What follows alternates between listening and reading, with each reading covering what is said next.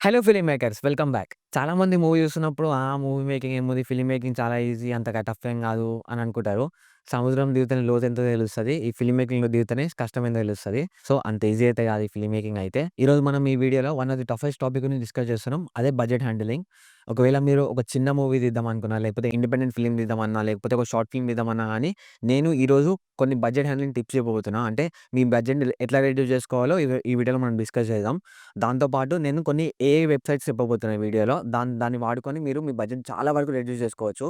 So, without any delay let's start our video.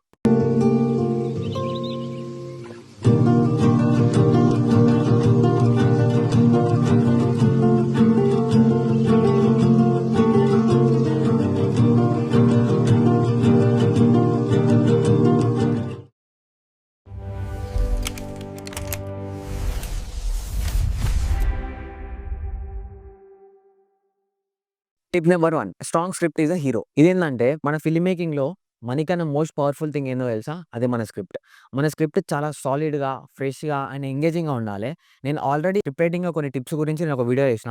ఎవరైనా చూడకపోతే ఖచ్చితంగా ఆ వీడియో చూడండి. మీకు ఖచ్చితంగా హెల్ప్‌ఫుల్ అయితది. ఒకవేళ మన స్టోరీ మాత్రం సాలిడ్‌గా, ఫ్రెష్‌గా అండ్ ఎంగేజింగ్‌గా ఉంటే మాత్రం ఆడియన్స్‌కి ఎక్కడ చిన్న సినిమాలాగా అనిపియదు. అంటే చిన్న బడ్జెట్ మూవీలా అనిపియదు. సో, అందుకని చెప్పి మీరు స్క్రిప్ట్ రాసేటప్పుడు చాలా ఫ్రెష్‌గా, ఎంగేజింగ్‌గా రాయండి. Tip number 2 limit your locations.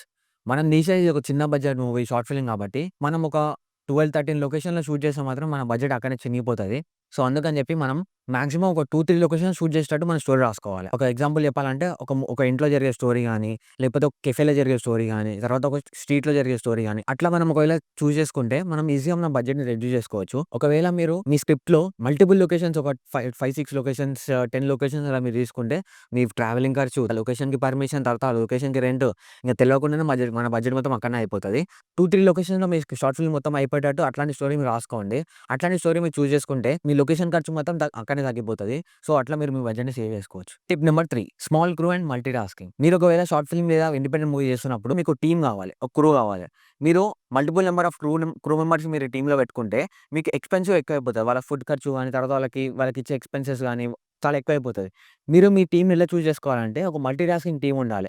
For example మీ ఫ్రెండ్ ఎవరైనా మీ ఫ్రెండ్ అని కాదు, ఒక సినిమాటోగ్రాఫర్ అంటే ఆ సినిమాటోగ్రాఫర్ లైటింగ్ కూడా మేనేజ్ చేస్తుండాలి. At the same time cinematography కూడా చేస్తుండాలి. అట్లా చేస్తే మల్టీ టాస్కింగ్ చేయడం వల్ల ఒక్కొక్క లైట్ మ్యాన్ తగ్గుతాడు. లైట్ మ్యాన్ తగ్గితే ఆయన ఎక్స్‌పెన్సెస్ తగ్గుతాయి. సో, అట్లా బడ్జెట్‌ని రెడ్యూస్ చేసుకోవచ్చు. సపోజ్ మీరు ఒక డైరెక్టర్ ఉన్నారు. మీ డైరెక్టర్‌తో పాటు మీరు ఎడిటింగ్ చేస్తే మీ ఎడిటింగ్ ఖర్చు కూడా తగ్గుతది. సో, అట్లా మీ టీమ్‌లో క్రూ మెంబర్స్ మల్టీ టాస్కింగ్ ఉండాలి. అప్పుడు బడ్జెట్ అనేది తక్కువైతది. రిమెంబర్ మీ టీమ్ ఫార్మ్ చేసుకునేటప్పుడు మాత్రం మీ టీమ్‌లో మల్టీ టాస్కింగ్ ఉన్న వాళ్ళని చూజ్ చేసుకోండి. Tip number 4 use natural lighting. మీరు ఒకవేళ ఇండోర్ షూట్ చేసుకోవాలనుకుంటే మీకు చాలా రకాల లైటింగ్ సెటప్ అవసరం వస్తది. లైక్ సాఫ్ట్ బాక్స్ గాని, తర్వాత చాలా ఎక్స్‌పెన్సివ్ లైట్ సెటప్ అవసరం వస్తది. దాని రెంట్ తీసుకోవాలన్నా మీకు చాలా ఎక్కువ బడ్జెట్ అయితది. ఒకవేళ మీరు ఖచ్చితంగా ఇండోర్‌లో షూట్ చేసుకోవాలనుకుంటే లో బడ్జెట్‌ల మనకి రింగ్ లైట్స్ దొరుకుతాయి. తర్వాత సన్ గన్స్ దొరుకుతాయి. సో, అట్లా లో బడ్జెట్‌లో మనం లైటింగ్ సెటప్ చేసుకోవాలి. ఒకవేళ మీకు లైటింగ్ బడ్జెట్ లేకపోతే మాక్సిమం మీరు ఔట్‌డోర్‌లో షూట్ చేసుకోవడానికి ట్రై చేసుకోండి.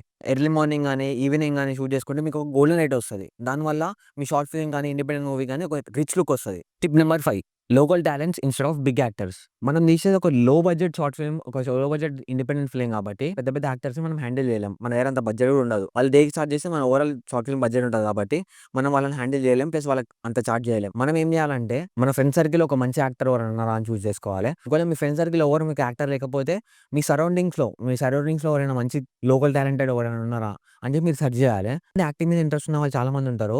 మంచి ఛాన్స్ దొరకని వాళ్ళు. వాళ్ళని మీరు చూజ్ చేసుకుంటే వాళ్ళు ఒక ప్యాషన్‌తోని ఉంటారు కాబట్టి మీకు మంచి అవుట్‌పుట్ ఇవ్వగలుగుతారు.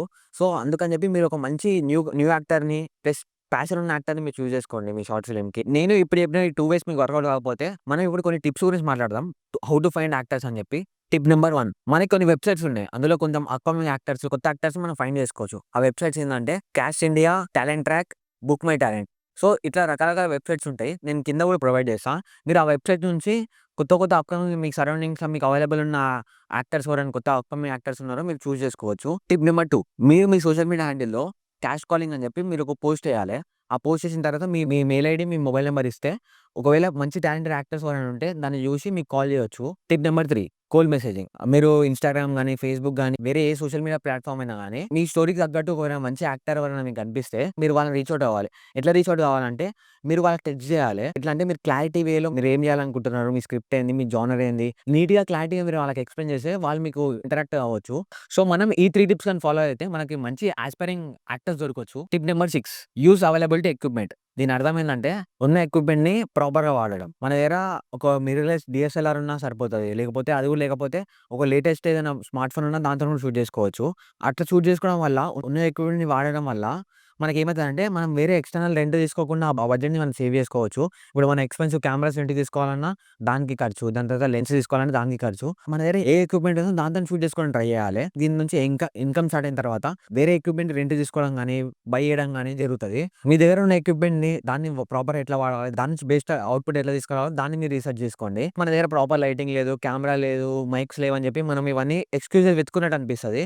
సో, అట్లా కాకుండా మన దగ్గర ఉన్న ఎక్విప్‌మెంట్‌తోని మనం బెస్ట్ అవుట్‌పుట్ ఎట్లా తీసుకురావాలో దాని మీద మనం రిసర్చ్ చేయాలి. దాని మీద ఫోకస్ చేయండి మీరు. ఆ ఎక్విప్‌మెంట్ మీ దగ్గర లేనప్పుడు దాన్ని మనం రెంట్‌కి తీసుకుందాం, రెంట్‌కి తీసుకొని, అది రెంట్‌కి తీసుకొని అట్లా మీరు మల్టిపుల్ ఎక్విప్‌మెంట్‌ని రెంట్‌కి తీసుకుంటే మీ బడ్జెట్ అనేది అక్కడనే అయిపోతది.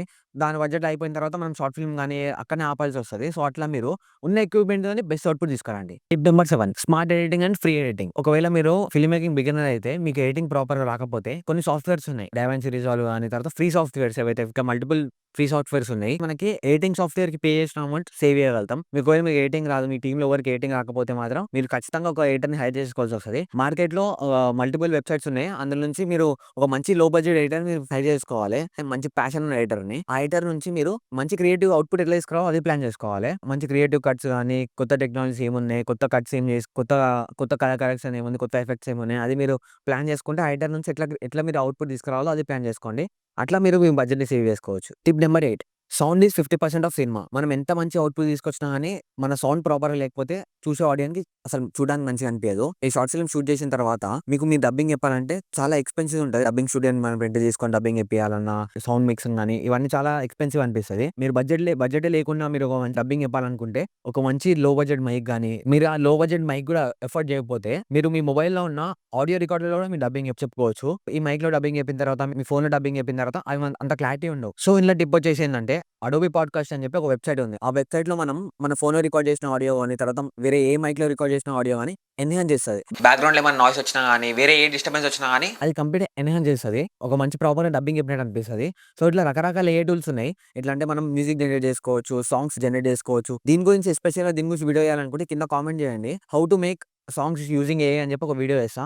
అందులో మనం డీటెయిల్‌గా మనం ప్రాపర్‌గా డిస్కస్ చేద్దాం. అంటే ఏఐని వాడుకొని మనం ఒక సాంగ్ చేసుకోవచ్చా అని చెప్పి ఒక వీడియో చేద్దాం. సో, ఈ వీడియోలో మనం మన బడ్జెట్‌ని ఎట్లా రెడ్యూస్ చేసుకోవాలో కొన్ని టిప్స్ డిస్కస్ చేసినాం. అన్ని యాస్పెక్ట్‌లో మనం డిస్కస్ చేసినాం. కెమెరా పరంగా, లైటింగ్ పరంగా, తర్వాత లొకేషన్ పరంగా, క్యారెక్టర్స్ కాస్టింగ్ పరంగా, ఆడియో పరంగా, డబ్బింగ్ పరంగా. సో, ఇట్లా అన్ని యాస్పెక్ట్ నుంచి మనం ఎట్లా రెడ్యూస్ చేసుకోవాలో డిస్కస్ చేసినాం. సో, ఈ టిప్‌లో మనం ఏ టిప్ అయినా మిస్ అయితే మన బడ్జెట్ సగంలోనే ఆగిపోయి మన షార్ట్ ఫిల్మ్ గాని ఆపేయాల్సొస్తది. అందుకని చెప్పి మెయిన్‌గా ఈ టిప్స్‌ని నేను ఎక్కువ ఫోకస్ చేసినా. That's it for this video guys. Video నచ్చితే తప్పకుండా లైక్ చేయండి. ఇంకా ఏమైనా సజెషన్స్ ఇయ్యాలంటే కింద కామెంట్ చేయండి. కంటెంట్ వస్తే తప్పకుండా సబ్స్క్రైబ్ చేయండి. This is Karthik signing off.